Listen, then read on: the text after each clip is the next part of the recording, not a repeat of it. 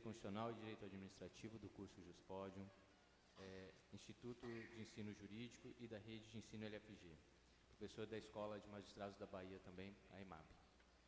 Nesse momento, passo a palavra ao professor Eden Napoli, que ministrará a tutela do direito fundamental à intimidade das pessoas públicas.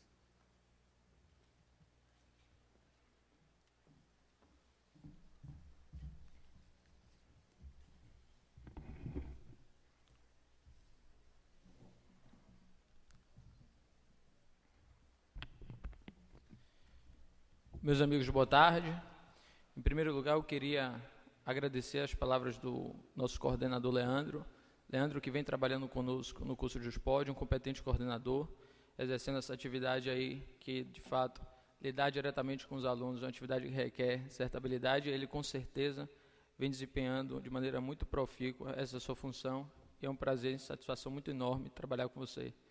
Quero também agradecer as palavras do professor Ricardo Maurício, as palavras muito gentis, professor, e dizer que, de fato, todos nós sabemos do seu compromisso, da sua competência e, acima de tudo, do seu respeito ao magistério e à academia. Agradecer também aos organizadores do evento, ao curso Juspodium e à múltipla difusão do conhecimento, especificamente nas pessoas dos amigos Francisco Salles e Guilherme Belintani, pela competência, eu diria sempre, peculiar na elaboração desses eventos esses que, de fato, já se incorporaram ao calendário jurídico baiano e, sem sombra de dúvidas, vem enriquecendo cada vez mais os debates jurídicos aqui no nosso estado, com a presença de palestrantes daqui da nossa terra, da nossa querida Bahia, como também de outros estados da federação e de outros estados soberanos, agora nesse Fórum Internacional de Direito, de outros países, o que, sem dúvida, oxigena muito os debates jurídicos e contribui, eu diria, para a manutenção da tradição do pensamento jurídico baiano. Eu tenho essa preocupação muito viva na minha atividade, apesar da pouca idade. Me preocupo muito com a manutenção da tradição do pensamento jurídico baiano, porque temos nomes importantes a lembrar, como o saudoso baiano Orlando Gomes, o Teixeira de Freitas, como não lembrar o Rui Barbosa, e recentemente também o nosso querido professor Arques Tourinho. São apenas alguns nomes daqueles que já se foram, mas deixaram certamente um legado para que nós continuemos essa atividade, levantando a bandeira do Estado da Bahia como um Estado que pensa o direito e está preocupado muito mais com a efetivação do direito na prática, com a efetivação de um direito que tenha ressonância na sociedade, que tenha ressonância no dia a dia das pessoas, para que não seja aquele direito apenas idealizado num direito de papel, como diria Ferdinand Lassalle no seu sentido sociológico de Constituição, que o direito possa efetivamente ser aplicado na prática. E essa é uma preocupação muito viva. Parabenizo o professor Ricardo pela sua brilhante exposição, sobre o mínimo existencial.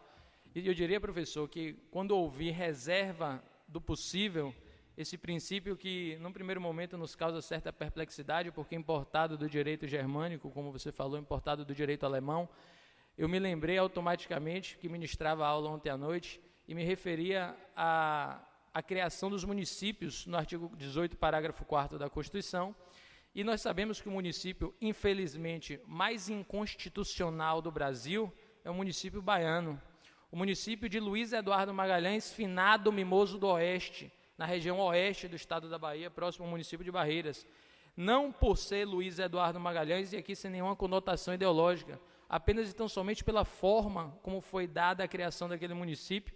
E o que me causa mais perplexidade é saber que o ministro Eros Roberto Grau, que já se aposentou e todos sabem, deu lugar ao alvissareiro ministro Luiz Fux, e na época julgou esse caso e declarou o município constitucional. Nós sabemos que os estudos de viabilidade municipal não foram feitos no momento correto, nós sabemos que a população diretamente interessada não foi completamente ouvida, não existia lei complementar federal sobre o tema, e ele conseguiu declarar um município constitucional. E aí eu me remeto à sua palestra quando ele puxa da sua cartola, com perdão e data máxima venha. Baseado no princípio, vocês certamente já ouviram falar em casamento putativo, é o casamento nulo ou anulável, celebrado de boa-fé por um ou por ambos os nubentes. E o ministro, ele traz o município putativo, baseado no princípio do município putativo e baseado mais ainda, com a lembrança, no princípio da reserva do impossível.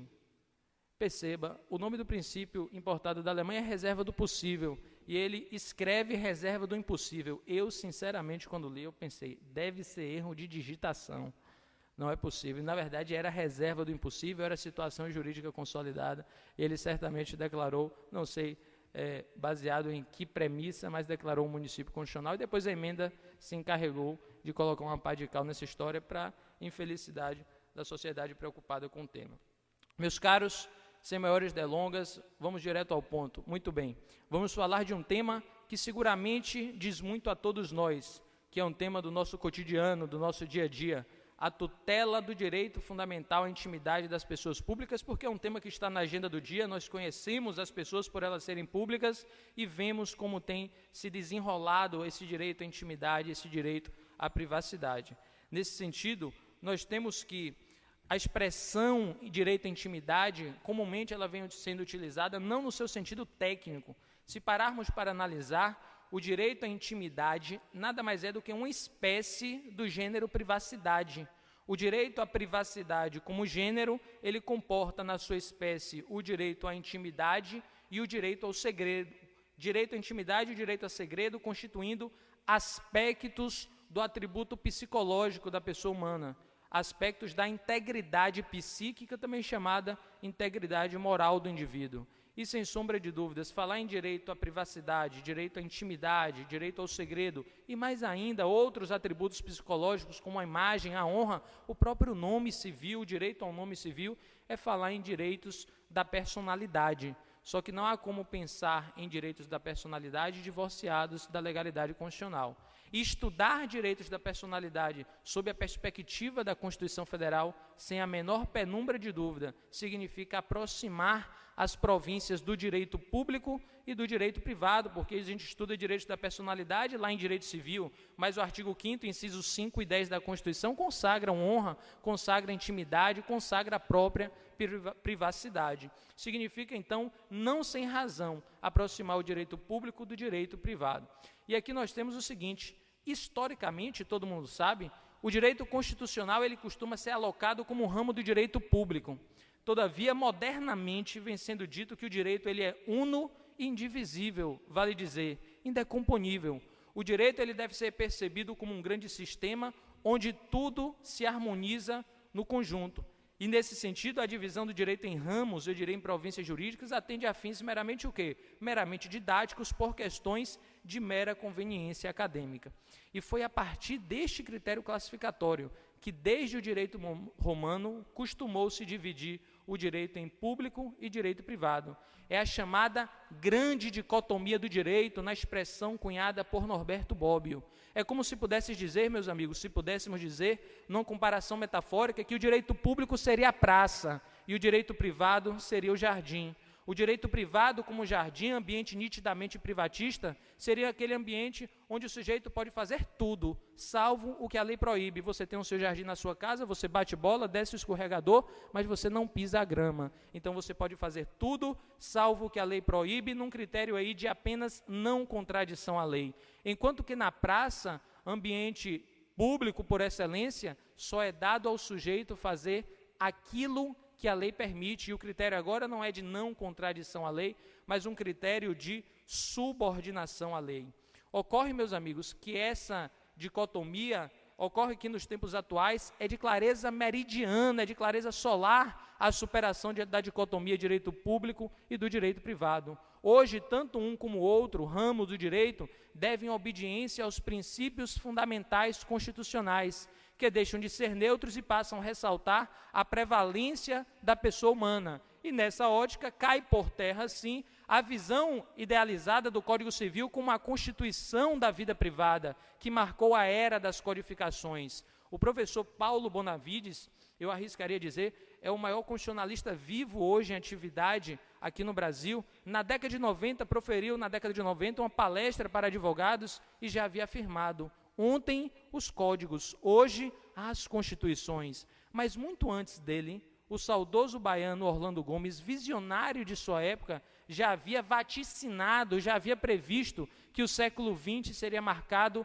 inexoravelmente como sendo o século do ocaso das codificações. E esse fenômeno, naturalmente, é resultado da globalização, é resultado da complexidade das relações sociais, mas, acima de tudo, é resultado desse fenômeno que se espalhou pelo mundo, da constitucionalização das relações jurídicas como um todo. E agora, com a